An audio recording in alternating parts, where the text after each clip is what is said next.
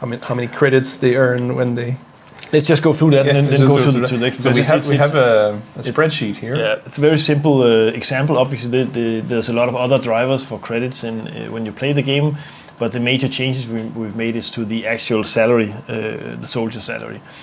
The new system is based on minutes played, where the old system was based on, you could say, soldiers activated in the war.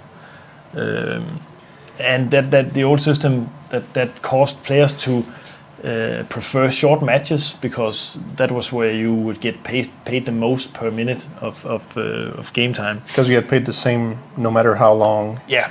The battle is, right? Yeah. This is the number we see here. That's 2,200. You had for a this is an example for a rank 8 soldier. So if you had that bonus because you're rank 8. Yeah. I didn't put in the wrong number actually. So let's assume for now that it's the.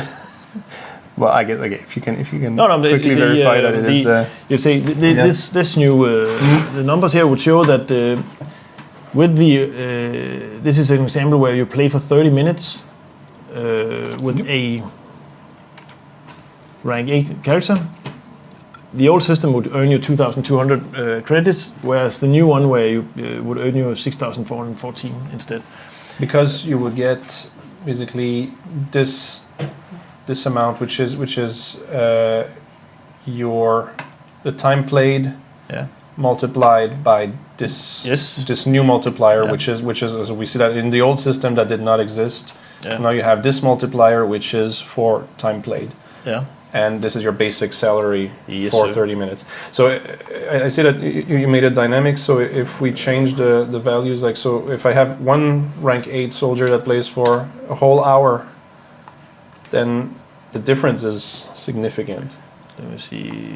So that was the right value, right? So in the old system, you get that. You get a fixed amount. You get 2,200. Yeah. You could say like if you take the battle all the way down to 10 minutes. You'd see that in the new system you would earn slightly more, 38 credits more than in the old system. So it should even award the guys that are used to doing this. Obviously, you can see here if you turn it up to 60 minutes, you have a long battle, 60 minutes. Then you would the old system would definitely not earn you a lot of credits, which the new system will. And there's another difference, right? That in the new there system... There is this number, the 150 credits. That's a bonus you get for each soldier you play in the war, but the bonus is only paid out if you actually stay to the end of the battle. So leaving early, quitting because you're losing, or anything else, coward is moved, is going to punish you on the credit. So you're forfeiting. That extra money if you're and so if you play with 3 different soldiers in 60 minutes, suddenly that becomes more interesting. But if you so that's the fun thing, right? If you play only 10 minutes with 10 soldiers, you can't do that. Oh, you can't. Not with 3 soldiers. With 3 soldiers, no, you can't, right? No, one soldier, because you have to play with each one at least 10 minutes. Yeah. Okay, so that rule is still there. No, that was in the old system. Right. Okay. So the values for the old system are not right. Are not right if you don't play at least 10 minutes per soldier. That's true. Okay. So for the calculation here, I get what you mean. But in the current system, that's on live right now. If you don't play at least 10 minutes, you don't get your salary. In the new one, that's gone. Right? It's a bit tricky because it's either 10 minutes or at least half of the battle time. So if you play 2 minutes on a 3-minute battle, you still get your salary. Which happens 3-minute battles very rarely, right? Not that but it's still it's we think it's a much more fair system that rewards players for actually playing a longer time in the war, participating in the long wars or in the long battles. That's why we did it. So and hopefully it's gonna even out the things even more, because it seems like a lot of players that wanted to get the economy right, if you could say so. They were playing a lot of these really short skirmish matches just to grind credits, and it's not meant to be grinding credits it's meant so that you would. It's expensive equipment is still expensive. It's not a system that's set up to even though you maxed out all your things, you shouldn't be able to actually just use everything and repair everything for the money you earn. If you want to go down the expensive road with the dangerous weapons and mods and everything, you can't do that.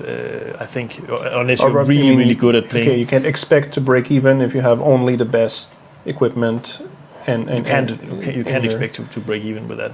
Yeah. Which makes sense because we don't want the game to be flooded with all the weapons and the dangerous equipment. We want some sort of a balance on that.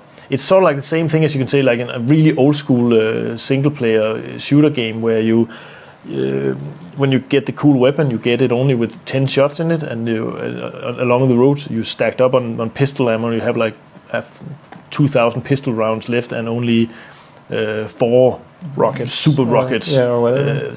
That's the old way of balancing it. We balance it with the credit system instead. I was going to say, I think you mentioned that last time, but so what you would recommend in that context is if you have a guy that has all the best weapons, you should also have a guy that has basic equipment. You send him out when you don't know if it's really necessary to. You can switch between the weapons, the soldiers, like rigging up different types of soldiers with different equipment for different purposes, and you can switch between them, and you can obviously have your super cool guy that's also the elite character. Switch to him when you're in a situation where you need that guy, and then switch back to the not so expensive guy. It requires bread and butter guy. Yeah, that's how some players would play it. But I think we have made some notes here. That's why I didn't know where to fit this, but we had made a note to mention that some people have been worrying that if you play as a recon, you don't capture much, you don't get. Yeah, you get some. So now there will be a bonus for long range kills also. Yeah, there's some long range action, obviously not tank stuff. So we put in a few more tweaks on that part, and we also actually added some extra benefits for just damaging armor instead of destroying armor. Obviously, those numbers are some of those we would probably need to take a look at because armor it's all based on hit points and damage, and armor have a lot of hit points. So the numbers don't make sense, or way too low, or they are super high. So we can only know that once the game is actually live, so we can see how players actually perform.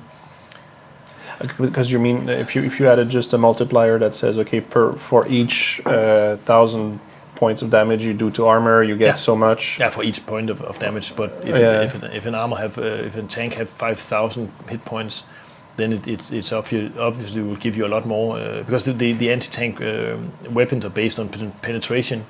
So once they penetrate, they actually do a lot of damage. So that's a bit hard.